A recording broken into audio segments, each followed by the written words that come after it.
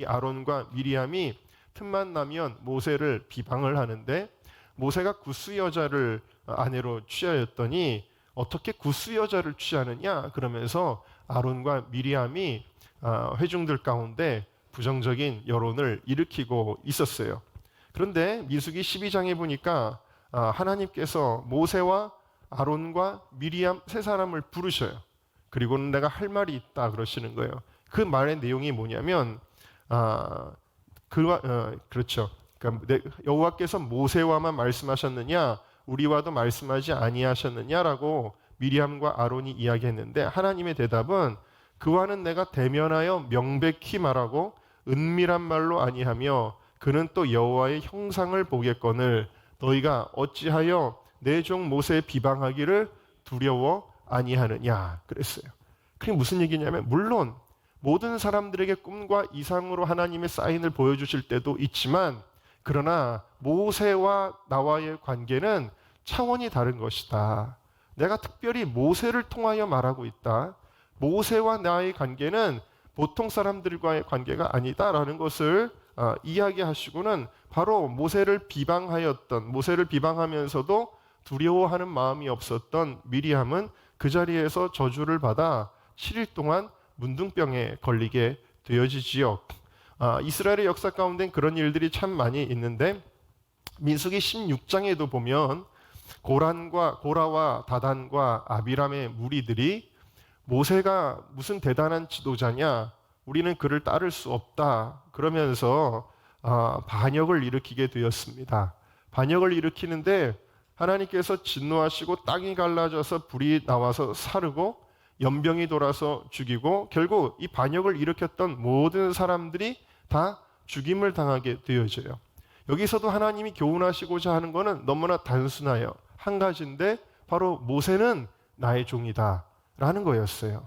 또 민수기 17장에도 보면은 이스라엘 백성들이 반역을 일으키면서 특별히 제사장 지파를 선택한 아론의 권위에 대해서도 도전을 하였는데 하나님이 각 지파마다 지팡이를 하나씩 들고 성소에 두게 합니다. 그리고 나서 하룻밤이 지나고 나니까 모세의 지팡이에만 싹이 나게 되어져요.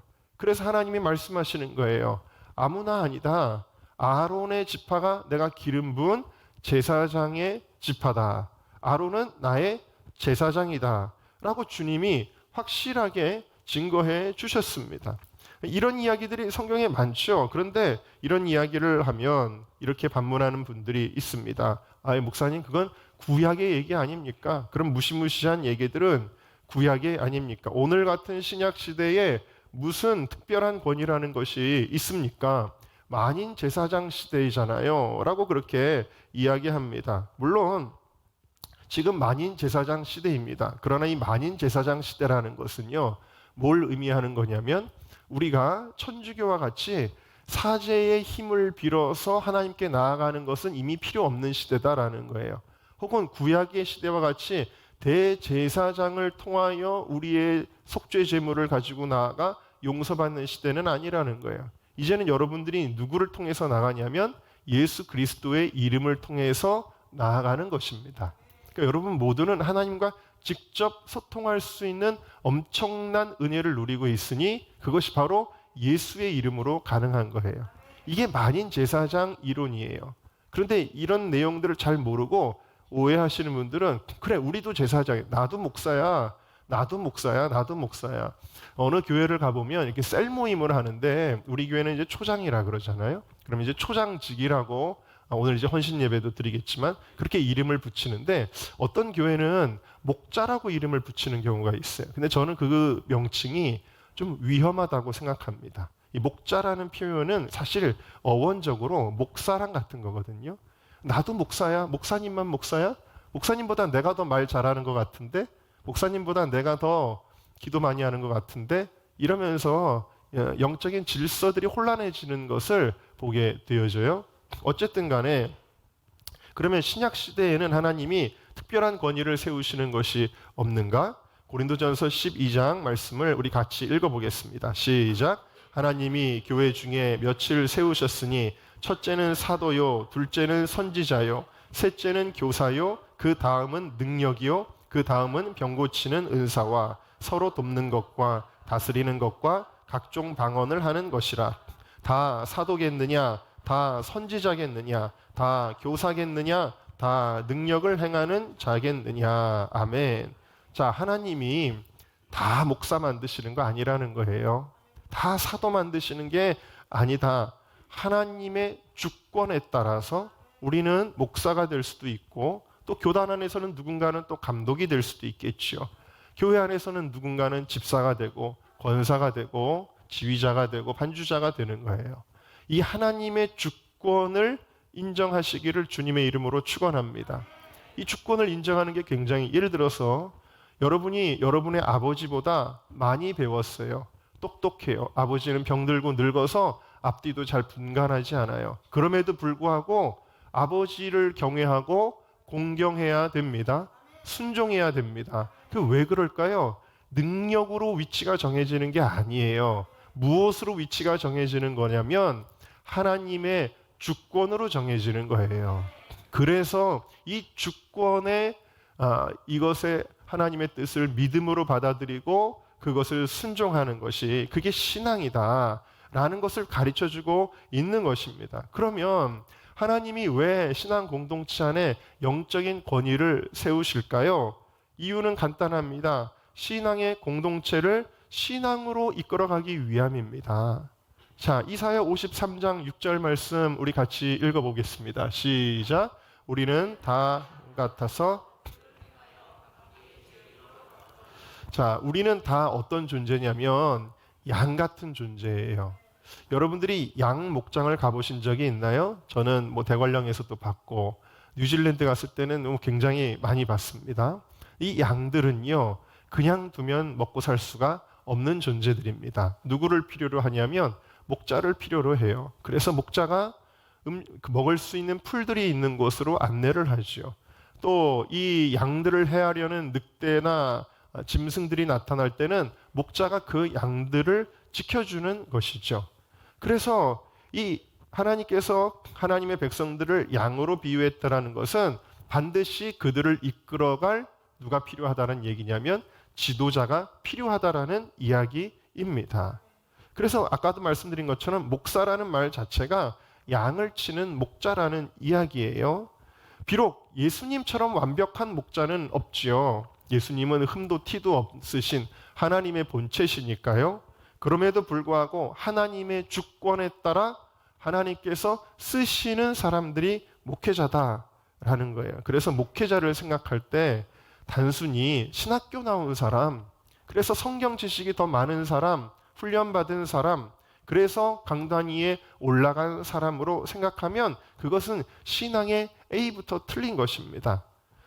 그래서 여러분들이 어떤 마음을 가져야 되냐면 하나님께서 이 신앙 공동체를 위하여 세우셨다. 이것을 믿지 않으면 신앙생활의 첫 번째 걸음부터 어그러지게 되는 것입니다. 또 목사들도 마찬가지예요. 내가 공부를 좀 많이 했으니, 내가 좀 깨달은 게 많이 있으니 내가 이제는 지도자가 되어서 단 위에 올라가서 내가 설교를 해야지. 그게 아니에요. 나는 부족한데, 나는 연약한데, 나는 도저히 사람들 앞에 서서 말할 신앙적인 자격이 없는데, 그럼에도 불구하고 하나님이 나를 세우셨구나. 이 마음이 있어야 되는 거예요. 이것은 권위주의가 아니라 권위를 깨닫는 거예요. 하나님의 주권 앞에 내가 순종하는 것입니다. 목사도 하나님의 주권 앞에 순종하는 거예요. 제가 하기 싫다고 못하는 게, 할 수 없는 게 아니에요. 여러분들도 하나님의 주권을 생각하는 것입니다. 그래서 하나님은 주의 종에 대한 태도를 무엇으로 여기시냐면 하나님에 대한 태도로 여기십니다. 여러분이 저를 어떻게 바라보고 어떤 태도를 취하느냐는 하나님께 대한 태도가 되어져요. 보십시오. 이스라엘 백성이 모세를 멸시하였다 그랬어요. 오늘 본문에. 하나님은 그걸 어떻게 받아들이세요? 나를 멸시한 걸로 받아들이세요. 또 모세를 비방할 때마다 하나님을 비방한 것으로, 모세에게 거역한 것을 하나님을 거역하는 것으로 하나님은 여기셨어요. 사무엘상 8장에 보면은 사무엘이 이스라엘 백성에게 너희의 왕은 하나님이신데 왜 세상의 왕을 구하느냐라고 할 때 백성들이 아니에요, 아니에요, 우리에게도 정치적인 왕을 주세요라고 왕을 구했더니 사무엘의 마음이 아주 편치 않았다 그랬어요.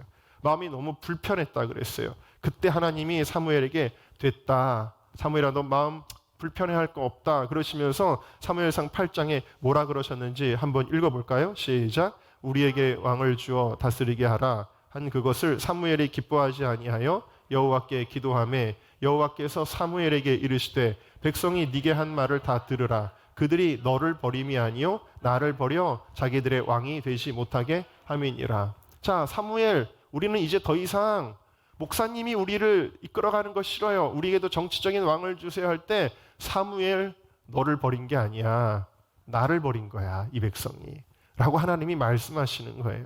심지어 예수님도 이렇게 말씀하셨어요. 누가복음 10장 16절입니다. 같이 읽을까요? 시작. 너희 말을 듣는 자는, 너희를 저버리는 자는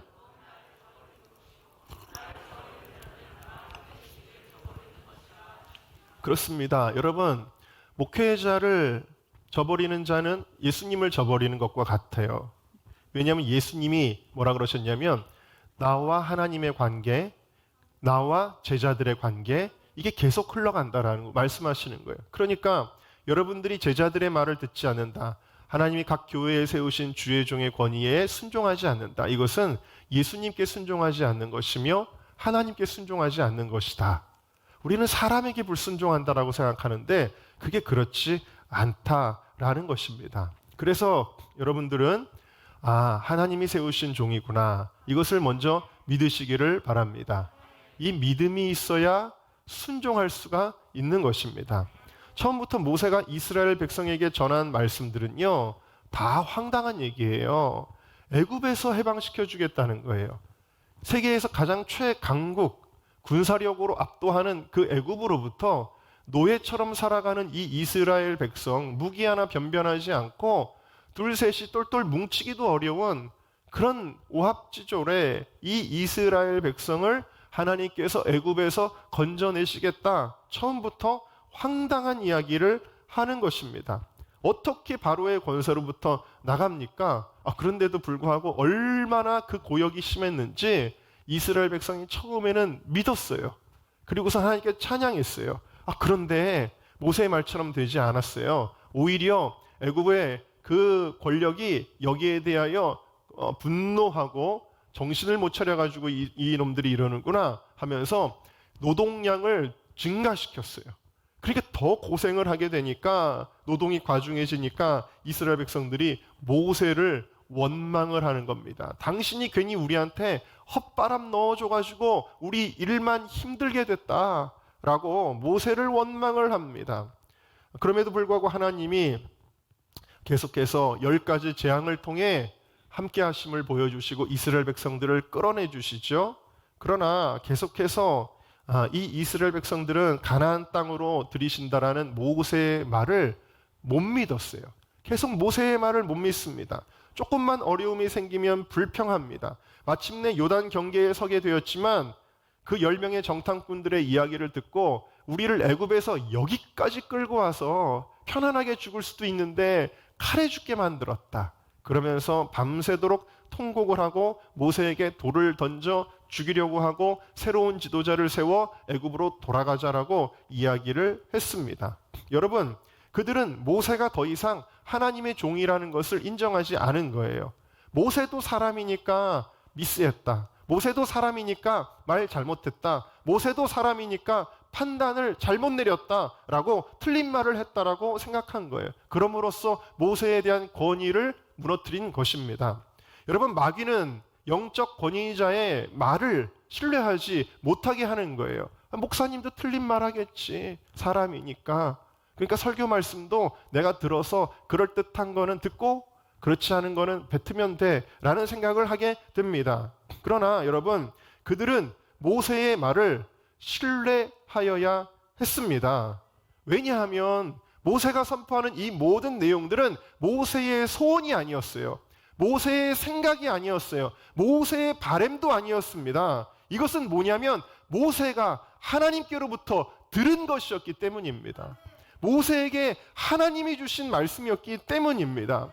여러분에게 묻습니다. 여러분, 지금 선포하는 말씀들을 제가 하고 싶어서 하는 이야기로 들으시나요? 아니면 하나님이 하시는 말씀으로 들으시나요?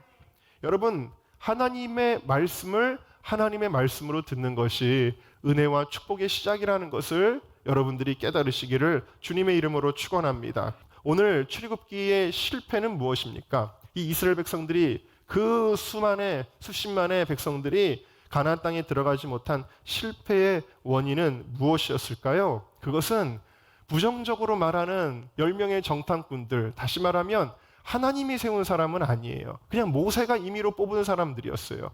근데 하나님의 사람이 아닌 이 사람들의 부정적인 말은 그렇게 철석같이 믿으면서 하나님이 세운 모세의 말은 안 믿는 거예요. 아니라는 거예요. 그러다가 결국 그렇게 손해보게 되었는데요. 이 실패한 모세의 세대와 대비되는 것이 그 다음 세대 여호수아의 세대입니다. 여호수아 1장을 보시겠어요? 여호수아 1장을 보면 여호수아에게 백성들이 이렇게 이야기합니다. 당신이 우리를 보내시는 곳에 우리가 갈 것입니다. 명하는 것은 다 행할 것입니다. 17절을 보면 우리는 범사에 모세를 청종한 것 같이 당신을 청종이라는 듣고 따르겠다. 18절에 청종치 아니하는 자는 죽일 것이다.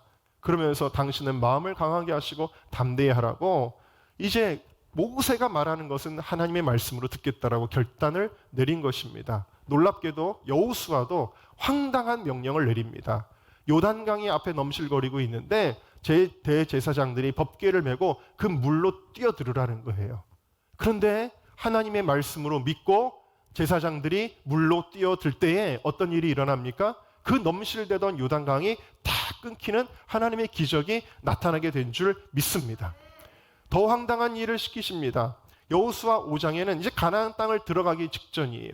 전쟁을 해야 돼요. 근데 느닷없이 여호수아가 하나님의 말씀이라고 무엇을 명령하냐면 모든 남자들이 다 할례를 받으라는 거예요.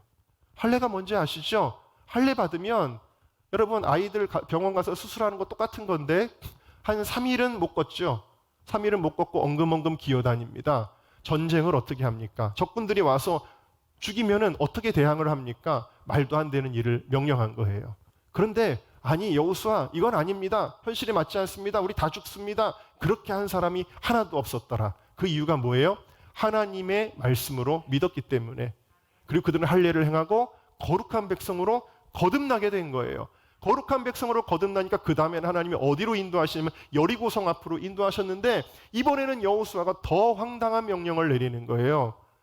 성을 쌓자, 사다리를 올리자, 화살을 쏘자 이런 것도 아니고 뭘 명령하냐면 자 지금부터 이 여리고성을 돈다. 뭐 하는 거예요? 여리고성을 돈다고 해서 그 무슨 일이 일어나나요?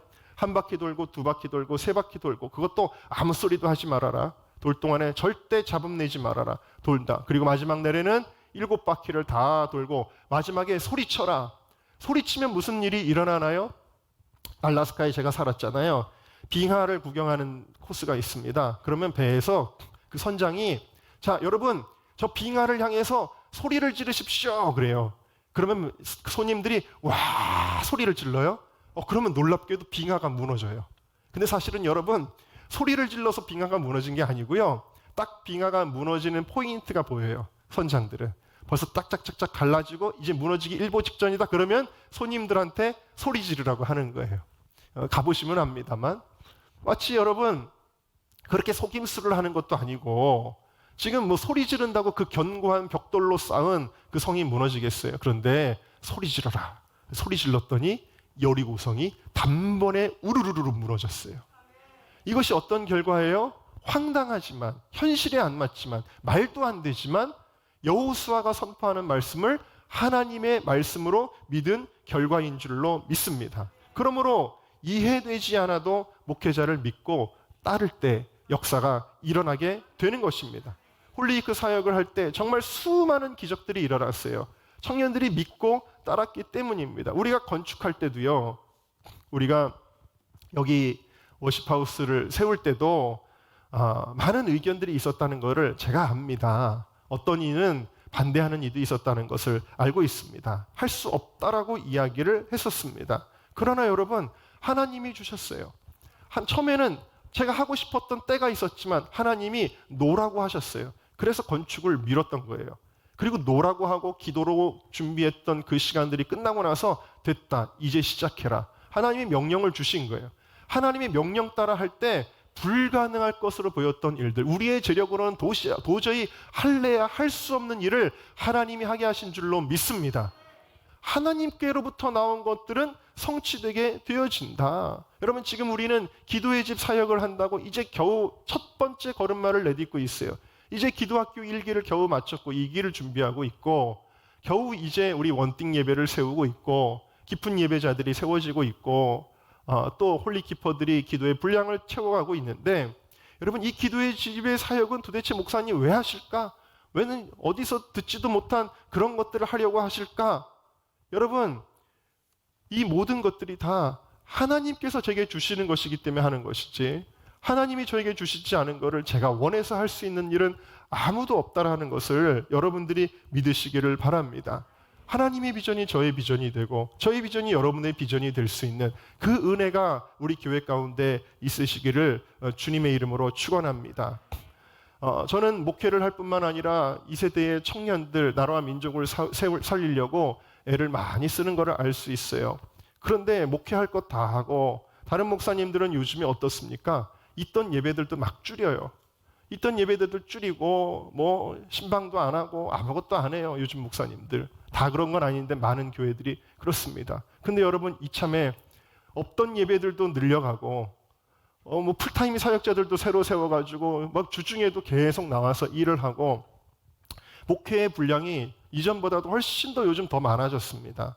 많아졌고, 또 성도들도 위에서 기도하고, 이렇게 할 거 다 하면서 교회를 소홀히 하지 않으면서 청년들을 세우고 나라와 민족을 살리는 일까지 하려니까 제가 굉장히 바쁘고 힘들어요. 그럼 목사님은 왜 사서 고생을 하실까라고 물으실 거예요.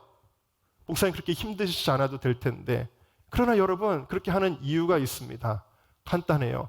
하나님의 뜻이니까요. 그래서 순종하는 것 뿐입니다. 저는 힘이 없어요. 하나님이 뜻하시면 순종하는 거예요. 그러니까 여러분, 여러분들이 이렇게 생각하셨으면 좋겠습니다. 함께 따라 하실까요? 하나님의 뜻이 있겠지. 목사님의 뜻이 있겠지. 그게 뭐냐면 믿음이라는 거예요. 여러분, 우리가 시험과 고난을 당할 때 믿음이 없는 사람은 뭐라고 얘기해요? 하나님 나를 사랑하지 않나 봐요. 하나님 안 계신가 봐요. 믿음이 없는 사람들은 하나님 정말 살아계시다면 이런 일이 일어날 수 있어요? 믿음이 없는 사람들은 환난과 고난을 만날 때 그렇게 반응한다는 거예요. 근데 믿음이 있는 사람은 이렇게 고백합니다. 욥의 고백을 한번 볼까요? 욥기 23장 10절입니다. 시작. 나의 가는 길을 오직 그가 아시나니 그가 나를 단련하신 후에는 내가 정금같이 나오리라. 여러분, 좀 멋있는 표현인데 한마디로 표현하면 이거예요. 하나님 뜻이 있겠지. 그거예요. 고난당할 때 이 고난이 너무 심한데 하나님 뜻이 있겠지. 그거예요. 욥에게는 그 믿음이 있었던 것입니다. 여러분이 목회적인 상황도 이해할 수 없다고 할지라도 목사님이 다 뜻이 있겠지라고 믿는 것입니다. 목회를 하는 중에 성도들이 알지 못하는 수많은 고충들이 이렇게 있어요. 근데 그런 중에도 여러분은 고백해 주셔야 합니다. 뭐라고? 목사님이 뜻이 있겠지. 여러분, 정말 강한 공동체는 어떤 공동체냐? 믿음이 있는 공동체입니다. 믿음이 있는 공동체. 지난 금요일에도 창세기 강의하면서 사단은 말을 통해서 인간관계를 다 파괴한다 그랬잖아요. 그런데 정말 믿음이 있는 사람들은 어떤 말을 들어도 이 믿음이 파괴되지 않는 거예요. 여러분의 믿음을 지키시기를 누가 이간질하는 말을 해도 아니야, 그렇지 않아. 목사님이 뜻이 있겠지. 목사님이 그렇게 이야기하신 그런 의도가 아니실 거야. 믿음이 있는 성도들이 돼야 된다. 그래야 이 교회 공동체가 흔들리지 않고 승리하게 되어지는 줄로 믿습니다. 제가 최근에 이런 말을 많이 쓰고 있어요. 뭐냐면 믿으세요. 믿으세요. 하나님의 뜻을 믿으세요. 목사를 믿으세요. 제가 설명을 안 합니다. 요즘에. 설명하는 것이 불필요하게 느껴질 때가 있어요. 왜냐하면 믿음이 깨지는 사람은 설명해도 소용이 없기 때문입니다. 이래서 이런 거고요. 저래서 저런 건데요. 이거 오해입니다. 그거를 해봐야 믿음이 이미 깨진 사람한테는 소용이 없더라고요. 그러나 여러분, 이분은 믿음이면 되겠구나. 그러면 믿으세요. 그러는 거예요. 그러면 아멘하고 끝나는 것입니다. 우리에게 필요한 것은 믿음인 것입니다. 제가 알래스카에 사역할 때 저와 동역했던 필리핀 목사님이 저에 대해서 큰 오해를 하신 적이 있고 한 6개월 동안인가 저한테 말을 안 하는 거예요. 마주치지도 않고. 그러다가 어느 날 저를 찾아와가지고 내가 목사님을 오해했다고. 그럼 너무 미안하다고. 그러면서 누구한테 무슨 얘기를 들었는데 알고 보니까 그게 틀렸다고. 그러면서 저한테 너무너무 미안해하는 거예요. 제가 그날 씩 웃었어요. 웃으면서 이제 운전을 하고 집으로 돌아가는데 제가 이렇게 시를 썼어요. 그때 세상은 참으로 아름답다. 오늘 잃었던 친구 하나를 찾은 것 같다. 내게 대한 오해를 풀기까지 꽤 오랜 시간이 걸렸던 것 같다. 새벽 2시 운전하고 집에 돌아오는 길에 가로수와 그 사이 가로등 불빛들이 참 운치 있게 느껴졌다. 세상은 참으로 아름답다. 오래간만에 내 입에서 그런 말이 나왔다. 결국은 진실이 통하는 세상. 하나님은 그렇게 세상을 만드셨다. 이렇게 썼어요. 여러분, 때로는 그냥 묵묵히 기다릴 때도 있습니다. 여러분 믿으십시오. 목회자가 하는 말 한마디 한마디가 사람의 생각이 아니라 주님 앞에 몸부림치다가 받는 하나님의 음성임을 믿으셔요.